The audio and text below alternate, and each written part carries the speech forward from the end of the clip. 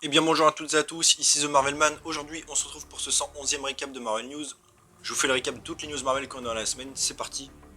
On commence avec Daredevil Born Again et je préviens il y a du spoil, donc si jamais vous voulez pas être spoilé, passez à la prochaine news, vous avez le timecode. On a donc eu des photos avec évidemment Daredevil, Matt Murdock sur le tournage, jusque là normal, mais aussi une photo on peut voir White Tiger, et qui semble avoir son amulette verte qui brille, donc ça c'est cool, j'étais pas sûr qu'il l'aurait. Et une autre vidéo où on peut voir ce qui semble être le Punisher exécuter White Tiger. Et alors bon, ça me paraissait déjà un peu flou, pourquoi Frank ferait ça. Et en fait, les liqueurs corroborent que oui, a priori, ce n'est pas lui, mais c'est un imposteur, un policier qui se fait passer pour lui. Et ça corrobore déjà l'intrigue qu'on avait. Mais en tout cas, ça peut être vraiment une intrigue intéressante, je trouve. Même si dommage que Marvel, du coup, laisse ça fuiter.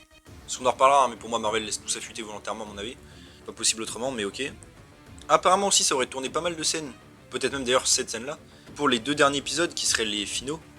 Avec le Punisher, Bullseye et aussi Karen. Donc on va voir pourquoi Karen revient à New York et pourquoi Bullseye la trouve direct, on va voir. J'espère aussi que le Punisher va pas le tuer directement, ce serait dommage d'en finir comme ça. Mais on connaît Marvel Studios donc j'ai un peu peur.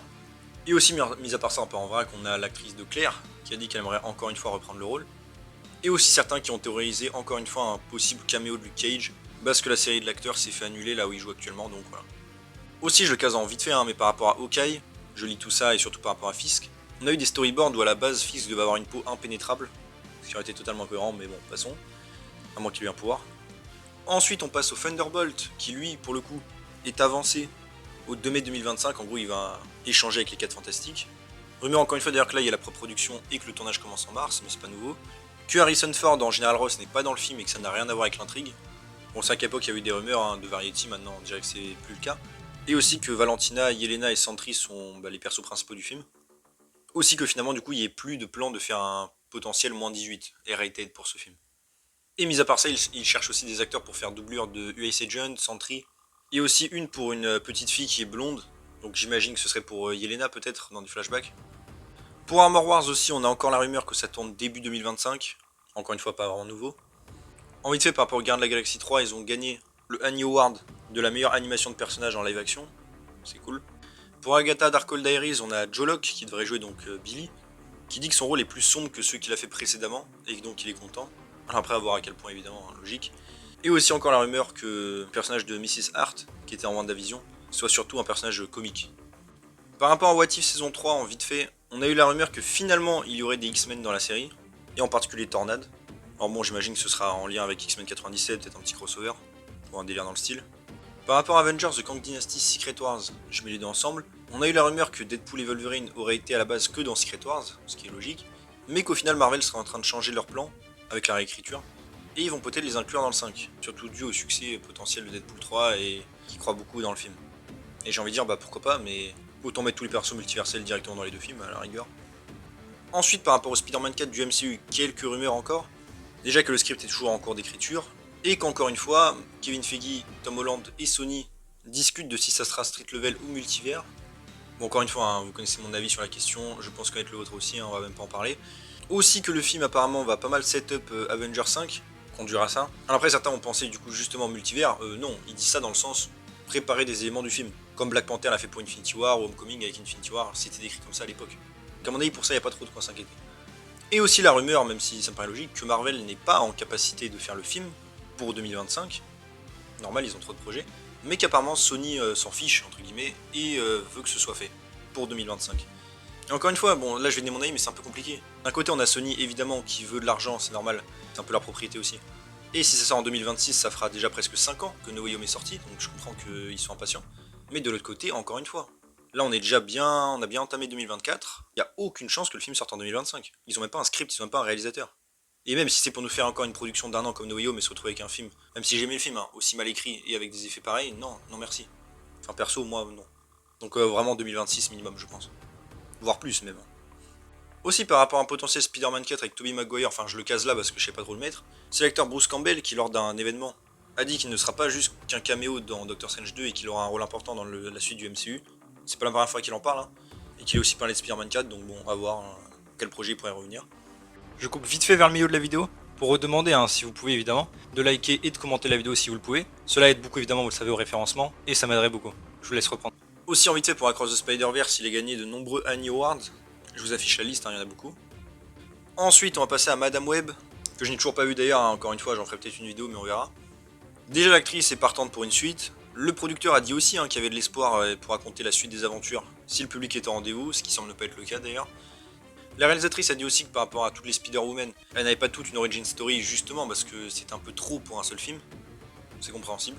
Et à part ça, le film a fait un mauvais démarrage, hein, 6 millions aux USA pour son premier jour, et presque 50 millions dans le monde en 6 jours, donc ouais, ça commence pas très bien. Après, le film n'a pas coûté très cher, donc bon, il pourrait être rentable. Ensuite, on va passer du côté des séries, avec déjà la série sur Silk, qui est en préparation depuis très longtemps. Apparemment, il y a eu encore une fois une refonte créative, tout le monde est parti sauf la showrunner, et il voudrait apparemment orienter la série dans un public plus masculin. À voir. Et aussi pour une autre série dans le même style avec Spider-Man noir, c'est la rumeur que Nicolas Cage reprenne potentiellement son rôle qu'il avait déjà eu dans techniquement les films Spider-Verse en animé, mais qu'il revienne vraiment jouer le personnage. Et en soi, bah pourquoi pas, moi je suis chaud. Ensuite, on va parler un peu des 4 Fantastiques, avec encore une fois des rumeurs hein, suite à l'annonce du casting et tout. Déjà que Fatalis soit bien dans le film mais qu'il soit présent à la toute fin, et on aura le casting plus tard, pas tout de suite. Aussi qu'apparemment, au final, ils recherchent des acteurs pour le Surfeur d'argent, et ce ne serait donc plus un héros féminin, parce que ça on va en reparler hein, dans une vidéo dédiée, mais il y a eu beaucoup d'informations sur les rumeurs. Mais donc apparemment ils cherchent le Surfeur.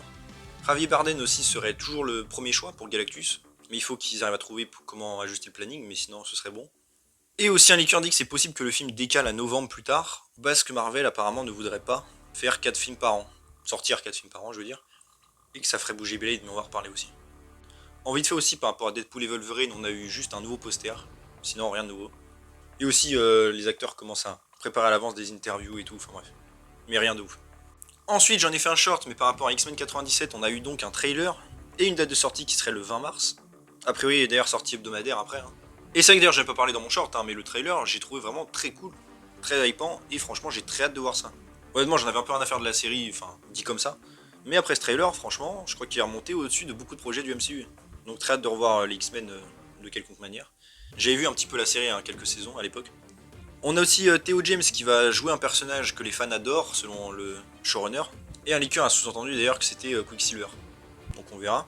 Et aussi le 6 mars, il y aura du coup toutes les saisons qui manquent sur Disney+, en France en tout cas. Et ça fait plaisir. Ensuite on va passer à Blade alors.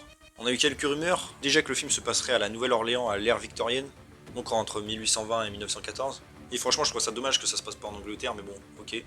D'ailleurs Nouvelle-Orléans, hein, c'est aussi là où il y a Cloak and Dagger, donc ce serait cool de faire un petit lien avec les lois par exemple, au passage. Aussi la rumeur que le projet serait potentiellement encore repoussé, retravaillé, et que ça tourne pas cette année évidemment, et potentiellement que l'acteur parte encore une fois. Bon, on va espérer que non.